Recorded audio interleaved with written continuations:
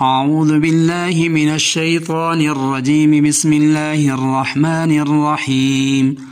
قالوا ادع لنا ربك يبين لنا ما هي قال إنه يقول إنها بقرة لا فارض ولا بكر عوان بين ذلك فافعلوا ما تؤمرون قالوا ادع لنا ربك يبين لنا ما لونها قال إنه يقول إنها بقرة صفراء فاقع لونها تسر الناظرين قالوا ادع لنا ربك يبين لنا ما هي إن البقرة شابه علينا وإنا إن شاء الله لمهتدون قال إنه يقول إنها بقرة لا ذلول تثير الأرض ولا تسقي الحرث مسلمة لا شية فيها قالوا الآن جئت بالحق فذبحوها وما كادوا يفعلون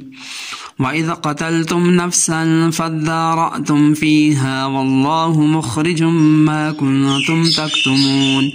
فقلنا اضربوه ببعضها كذلك يحيي الله الموتى ويريكم آياته لعلكم تعقلون قالوا انہوں نے کہا ادعو دعا کریں لنا ہمارے لیے رب کا اپنا رب یبین بتلائے لنا ہمیں ما ہیا کیسی ہے وہ قال اس نے کہا انہو بے شک وہ یقول فرماتا ہے انہا کہ وہ بقرۃ گائے لا فارض نہ بوڑھی ولا بکر اور نہ چھوٹی عمر عوان جوان بین درمیان ذالک اس ففعلوا پس کرو ما جو تؤمرون تمہیں حکم دیا جاتا ہے قالوا انہوں نے کہا ادعو دعا کریں لنا ہمارے لیے رب کا اپنا رب یبین وہ بتا دے لنا ہمیں ما کیسا لونہا اس کا رنگ قال اس نے کہا انہو بے شک وہ یقول فرماتے ہیں انہا کہ وہ بقرۃ ایک گائے صفراء زرد رنگ فاقع گہرا لونہا اس کا رنگ تسر اچھی لگتی الناظرین دیکھنے والے قالوا انہوں نے کہا دعا کریں ادعو دعا کریں لنا ہمارے لیے رب کا اپنا رب یبین وہ بتا دے لنا ہمیں ما ہیا وہ کیسی انا کیونکہ بقرہ گائے تشابہ اشتباہ ہو گیا علینا ہم پر وَإِنَّا اور بے شک ہم ان اگر شاء چاہا اللہ لمہتدون ضرور ہدایت پا لیں گے قال اس نے کہا انہو بے شک وہ یقول فرماتا ہے انہا کہ وہ بقرۃ ایک گائے لا ذلول نہ سدی ہوئی تثیر جوتی الارض زمین ولا اور نہ تسقی پانی دیتی الحرث کھیتی مسلمۃ بے عیب لا نہیں شیعتا کوئی داغ فیہا اس میں قالوا وہ بولے الآن اب جئتا تم لائے بالحق ٹھیک بات فذبحوہا پھر انہوں نے ذبح کیا اس کو وما کادوا اور وہ لگتے نہ تھے یفعلون کہ وہ کریں وَإِذْ اور جب قتل تم نے قتل کیا نفساً ایک آدمی فادارأتم پھر تم جگڑنے لگے فیہا اس میں واللہ اور اللہ تعالی مخرج ظاہر کرنے والا ما کنتم جو تم تھے تکتمون چھپاتے فقلنا پھر ہم نے کہا اضربوہ اسے مارو ببعضہا اس کا ٹکڑا کذالک اس طرح یحیی زندہ کرے گا اللہ تعالی الموتى مردے ویریکم اور تمہیں دکھاتا ہے آیاتہ اپنے نشان لعلکم تاکہ تم تعقلون غور و فکر کرو.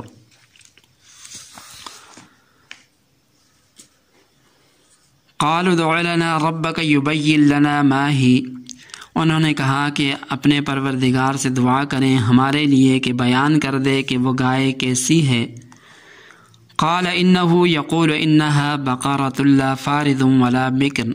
تو موسیٰ علیہ السلام نے کہا کہ بے شک اللہ تعالیٰ فرماتے ہیں کہ وہ گائے نہ عمر خوردہ بوڑھی اور نہ بچیا نو عمر ہو، بلکہ عوان بین ذالک، بلکہ ان کے درمیان میں ہو۔ فَفْعَلُوا مَا تُؤْمَرُونَ، پس کر ڈالو جو تم کو حکم دیا جاتا ہے۔ قَالُوا ادْعُ لَنَا رَبَّكَ يُبَيِّن لَنَا مَا لَوْنُهَا، انہوں نے کہا کہ اپنے رب سے ہمارے لیے دعا کریں کہ وہ ہمارے لیے بیان کرے کہ اس گائے کا رنگ کیسا ہو۔ قال انه يقول انها بقرة صفراء فاقع لونها تسر الناظرین، موسیٰ علیہ السلام نے کہا کہ بے شک اللہ تعالیٰ فرماتے ہیں کہ وہ گائے زرد رنگ کی ہو، اس کا رنگ گہرا ہو جو دیکھنے والوں کو خوش کرتی ہے۔ قالوا ادع لنا ربك يبين لنا ما ہی، ان لوگوں نے کہا کہ ہمارے لیے اپنے پروردگار سے دعا کریں کہ وہ ہمارے لیے بیان کرے کہ وہ گائے کیسی ہے۔ ان البقرۃ شابہ علینا، بے شک گائے ہم پر مشتبہ ہو گئی۔ وَإِنَّا إِن شَاءَ اللَّهُ لَمُهْتَدُونَ، اور بے شک اگر اللہ نے چاہا تو ہم راہ پا لیں گے۔ قال إِنَّهُ يَقُولُ إِنَّهَا بَقَرَةٌ لَا ذَلُولٌ تُثِيرُ الْأَرْضَ وَلَا تَسْقِي الْحَرْثَ، موسیٰ علیہ السلام نے کہا کہ بے شک اللہ تعالیٰ فرماتے ہیں کہ وہ ایسی گائے ہے جو کہ نہ محنت کرنے والی ہو، جو جوتی پھاڑتی ہو زمین کو، اور نہ سیراب کرتی ہو کھیتی کو۔ مسلمۃ لا شیۃ فیہا، صحیح سلامت اور اس میں کوئی داغ نہ ہو، کوئی عیب نہ ہو۔ قالوا الآن جئت بالحق فذبحوها وما كادوا يفعلون، ان لوگوں نے کہا کہ اب آپ ٹھیک بات لائے ہیں، پس انہوں نے اس گائے کو ذبح کیا اور وہ ایسا کرنے کے قریب نہیں تھے۔ وَإِذْ قَتَلْتُمْ نَفْسًا فَادَّارَأْتُمْ فِيهَا، اور اے بنی اسرائیل اس واقعے کو دھیان میں لاؤ جب تم نے ایک جان کو قتل کر ڈالا، اس میں تم جھگڑا کرنے لگے، ایک دوسرے کے سر دھرنے لگے۔ واللہ مخرج ما کنتم تکتمون، اور اللہ تعالیٰ ظاہر کرنے والا ہے اس چیز کو جس کو تم چھپاتے تھے۔ فقلنا اضربوہ ببعضها،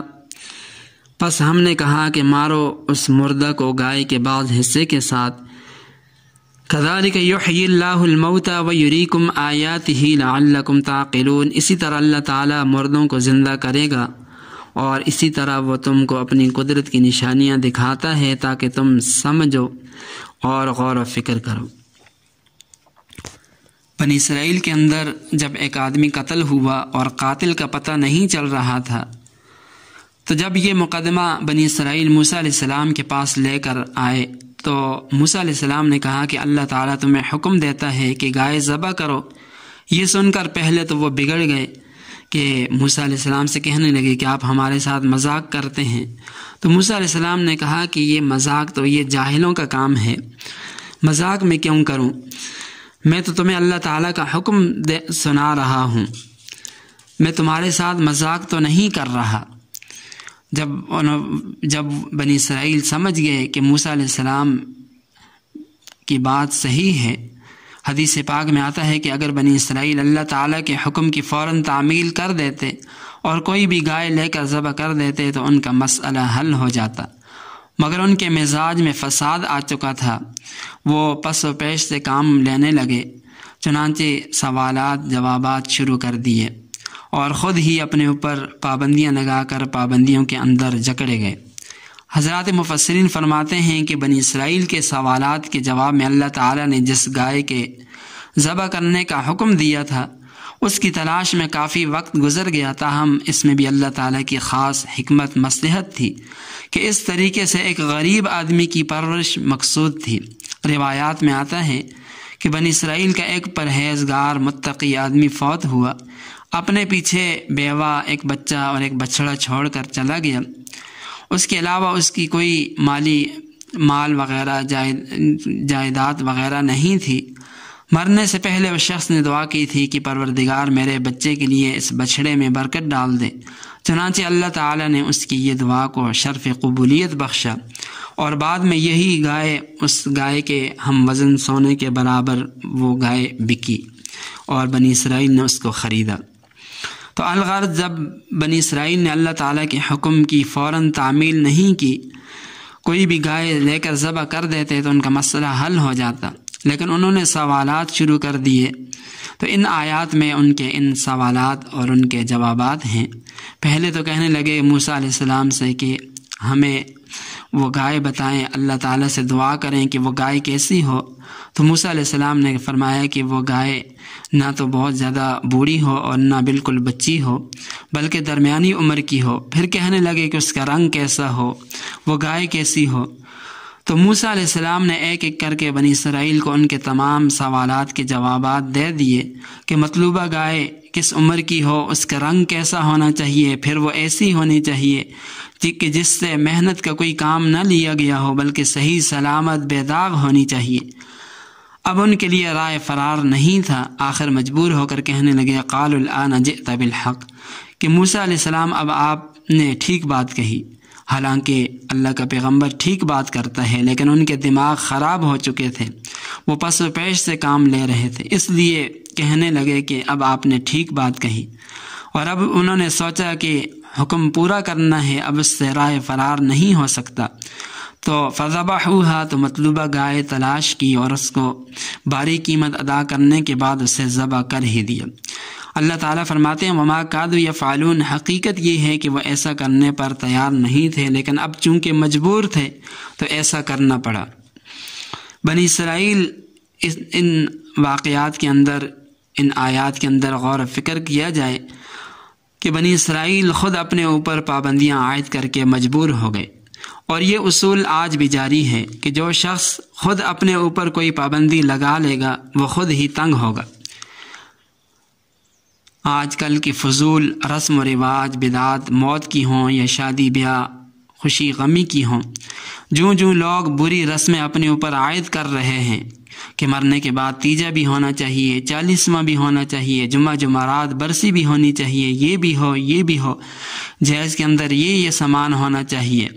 ایک غریب آدمی کے لیے بیٹی کی شادی کو مشکل بنا دیا ہے۔ تو جس طرح بھی آدمی پابندیاں اپنے اوپر لگاتا جاتا ہے تو مشکلات کے اندر وہ پڑتا جاتا ہے، اور ایسی مشکلات، ایسی پابندیاں ہیں کہ جن سے نہ اللہ تعالیٰ راضی، نہ اس کا رسول راضی، اور نہ خود راضی ہوتے ہیں، خود بھی بعد میں پریشان ہوتے ہیں۔ تو جب بنی اسرائیل نے گائے کو ذبح کر دیا تو اس کے بارے میں فرمایا کہ فَقُلْنَا اضْرِبُوهُ بِبَعْضِهَا، یعنی گائے کے گوشت کا ایک حصہ اس مقتول کی لاش پر مارو، اس کا نتیجہ یہ ہوگا كَذَلِكَ يُحْيِي اللَّهُ الْمَوْتَى، اس طریقے سے اللہ تعالیٰ اس مردے کو زندہ کر دے گا اور وہ تمہیں بتا دے گا کہ اس کے قاتل کون ہیں۔ چنانچہ ایسے ہی کیا گیا اور وہ مردہ زندہ ہو گیا۔ اس چیز میں حضرات مفسرین کا اختلاف پایا جاتا ہے کہ گائے کا کون سا حصہ مارا تھا مردہ زندہ ہوا۔ تو بعض روایات میں دم کا ذکر آتا ہے، بعض میں دل کا اور بعض میں زبان کا۔ بہرحال یہ اللہ تعالیٰ کا حکم تھا اور معجزانہ طور پر ایسا ہوا تھا۔ گائے کے گوشت کے اندر کوئی ایسی تاثیر نہیں تھی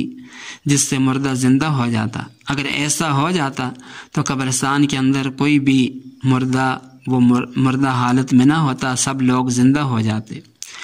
تو بہرحال گائے کا ایک ٹکڑا مردے کو لگانے سے معجزانہ طور پر مردہ اٹھ کر بیٹھ گیا۔ اس سے پوچھا گیا کہ تمہیں کس نے قتل کیا؟ تو اس نے صاف صاف بتلا دیا کہ اس کے قاتل اس کے بھتیجے ہیں، اور یہ راز مجمع عام میں کھلا، لوگوں کو حقیقت کا علم ہو گیا۔ اس کے بعد وہ مردہ پھر اپنی مردہ حالت میں تبدیل ہو گیا۔ اس واقعے میں یہ سبق پایا جاتا ہے کہ جو مالک الملک اپنے حکم سے ایک مردہ کو زندہ کر سکتا ہے تو وہ قیامت کے دن تمام مردوں کو قبروں سے زندہ نکالنے پر بھی قادر ہے۔ اور اس قسم کے حالات، واقعات کا مشاہدہ اس لیے کرایا جاتا ہے وَيُرِيكُمْ آیاتی، تاکہ اللہ تعالیٰ تمہیں اپنی قدرت کی نشانیاں دکھا دے جس سے تم عبرت حاصل کرو، لعلکم تعقلون، تاکہ تم غور و فکر کر سکو۔ اللہ تعالیٰ کی ان آیات کے پیش نظر اپنے لیے آخرت کی راہ متعین کر سکو، اور اللہ تعالیٰ کی ان آیات کے اندر غور و فکر کر کے اپنی دنیا بھی اور اپنی آخرت بھی بنا لو۔ وآخر دعوانا ان الحمد للہ رب العالمین۔